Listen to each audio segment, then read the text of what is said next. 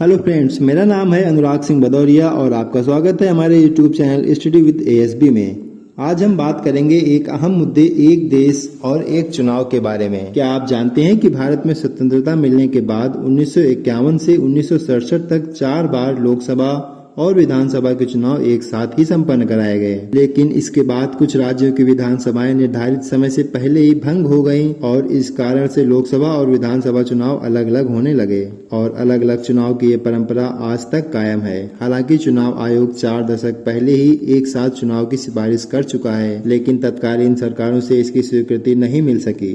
वर्तमान केंद्र सरकार ने एक देश एक चुनाव की परिकल्पना को मूर्त रूप देने की दिशा में एक महत्वपूर्ण कदम उठाया है। इसके लिए पूर्व राष्ट्रपति रामनाथ कोविंद जी की अध्यक्षता में एक उच्च स्तरीय समिति का गठन भी किया गया है। वैसे तो भारत जैसे विशाल भूभाग और जनसंख्या वाले लोकतांत्रिक देश के लिए ये विचार अत्यंत कठिन लगता है, लेकिन अत्याधुनिक तकनीक के दौर में संकल्पकृत नेतृत्व के द्वारा इसे असली जामा पहनाना असंभव भी नहीं है। आज हम जानेंगे कि ये व्यवस्था देश के लिए कितनी आवश्यक है और क्या है इसके अमल की कानूनी प्रक्रिया, और हम एक देश एक चुनाव की अच्छाई और कमियों को भी जानेंगे। अंत में देखेंगे इससे संबंधित कुछ महत्वपूर्ण प्रश्न। तो आइए शुरू करते हैं। सबसे पहले जानते हैं कि एक साथ चुनाव कराने में अच्छाई क्या है और कमियां क्या हैं। अच्छाई ये है कि जो जल्दी जल्दी चुनाव होते हैं उससे हमें आज़ादी मिल जाएगी। फिलहाल हमारे देश में लगभग हर साल कोई न कोई विधानसभा या लोकसभा का चुनाव लगा रहता है। सभी चुनावों के लिए एक ही वोटर है, एक ही पोलिंग बूथ है, एक ही मशीनरी है। जिला प्रशासन व सुरक्षा व्यवस्था भी वही है जो सारे चुनाव कराती है, लेकिन वोटर को बार बार मतदान करने के लिए जाना पड़ता है। एक देश एक चुनाव से हमें ऐसी व्यवस्था मिल जाएगी कि वोटर 3-3 बार मतदान करने के बजाय एक ही बार में मतदान से मुक्ति पा जाएगा और चुनाव आयोग के साथ साथ राजनीतिक दल भी इस प्रक्रिया से मुक्त हो जाएंगे। सरकारें भी अगले चुनाव तक विकास कार्यों पर ज्यादा ध्यान दे पाएंगी। हालांकि ये बातें सुनने में बहुत अच्छी लगती हैं, लेकिन इसे अमल में लाना इतना आसान भी नहीं है।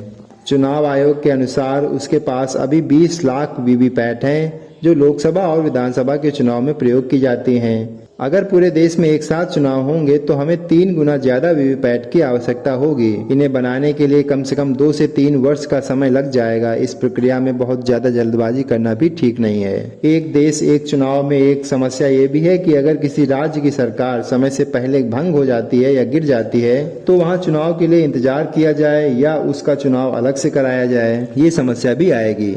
आपको ये बता दें कि लोकसभा और विधानसभा का चुनाव केंद्रीय चुनाव आयोग कराता है, जबकि पंचायत का चुनाव राज्य चुनाव आयोग करवाता है।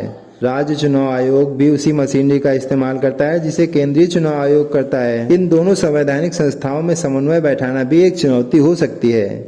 इस मुहिम में एक बहस एकल मतदाता पहचान पत्र की भी है। कई बार पता चलता है कि मतदाता का नाम लोकसभा की मतदाता सूची में तो है, लेकिन ग्राम पंचायत की मतदाता सूची में उसका नाम ही नहीं है। इसे एकल करने के लिए भी संवैधानिक व्यवस्था की आवश्यकता पड़ेगी। मौजूदा समय में एक देश एक चुनाव में पंचायत चुनाव को लेकर बहस नहीं हो रही है, जबकि लोकसभा और विधानसभा चुनाव के साथ साथ पंचायत निकाय चुनाव भी महत्वपूर्ण होते हैं। वैसे तीनों चुनाव के मुद्दे अलग अलग होते हैं। ऐसे में ये भी देखा जाना चाहिए कि एक साथ चुनाव होने में चुनावी मुद्दों का घालमेल न होने पाए। हालांकि इसकी प्रबल उम्मीद है कि पूर्व राष्ट्रपति रामनाथ कोविंद जी की अध्यक्षता में गठित समिति इन सभी बिंदुओं पर गहनता पूर्वक विमर्श करते हुए किसी एक विचार पर सहमति जरूर बनाएगी। आइए अब जानते हैं कि एक देश एक चुनाव के अमल की कानूनी प्रक्रिया क्या है, कैसे ये अमल होगा। विशेषज्ञों के अनुसार इसके लिए सरकार को सबसे पहले एक देश एक चुनाव विधेयक को कम से कम आधे राज्यों की विधानसभाओं में पारित कराना होगा। इसके बाद संविधान संशोधन के जरिए इसे संसद के दोनों सदनों में पारित कराना होगा और राष्ट्रपति की अनुमति के साथ साथ राज्यों की सहमति के आधार पर इसे लागू किया जाएगा। भारत में 1967 से लोकसभा और विधानसभा के चुनाव अलग अलग हो रहे हैं। सबसे पहले चुनाव आयोग ने वर्ष 1982 में एक साथ चुनाव कराने की संस्तुति की थी। उसके बाद 1999 में जस्टिस बीपी जीवन की अध्यक्षता में विधि आयोग ने इसकी सिफारिश की।